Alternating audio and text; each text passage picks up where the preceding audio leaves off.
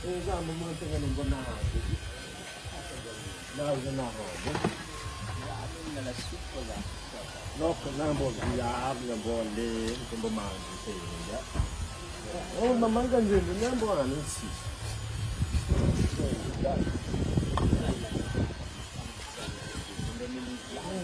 Sì, non plora, ma buon te sì, non buon molto non dire. Cosa c'è? Il bando questo.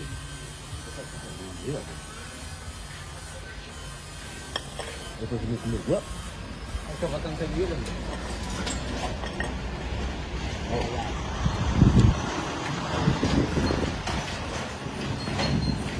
Si può funzionare.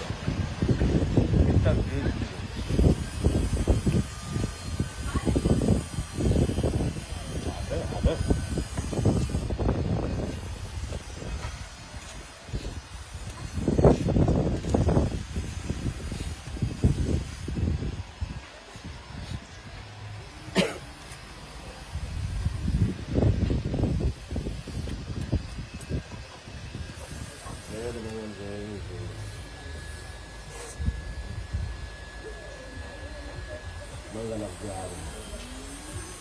Ande manin ngaratin mo. Manin ngaratin. Ano manin ngaratin ka? Ha? Às vezes é de ter Jesus, é de ter a mão. Oh, Izy ka tsy andrefy ka tsy magnino. E às vezes é daquelas que não mais dizer que ter. Tsy andrefy. Okey tsy magnino. Andriamanitro. Indesa any zero. Fidiny hoay. Ihinana ity Beignet misy zavatra tsy fohanina ity. Fa noho ny problème mianjady amin'ny fiainako.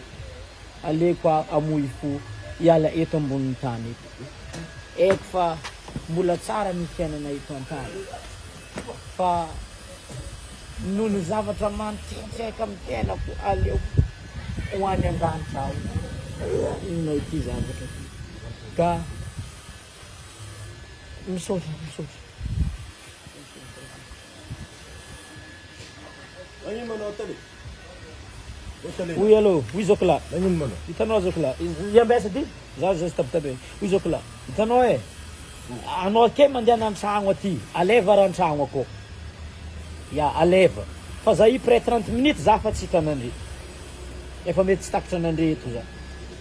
Après 30 minutes. Ya. Ano manao tali? Efa après 30 minutes za mety efa agny andangitra za. Ya. Magnanjay. Ya, za efa nihinagna efa misy rano hoaniky za io.